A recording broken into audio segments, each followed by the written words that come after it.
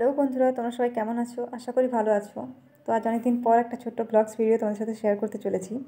আজ আমাদের বাড়িতে হোমলক্ষ্মীর পুজো আছে, তো সেটা নিয়ে একটা ছোট্ট ব্লগস ভিডিও আমি বানিয়েছি।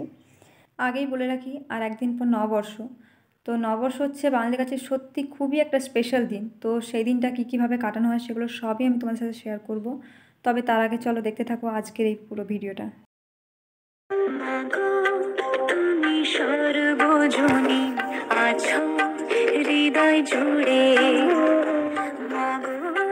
তুমি সর্বজনী আছো হৃদয় জুড়ে। মা লক্ষ্মীর জন্য যে ভোগের রান্না সেগুলো হয়ে গেছে।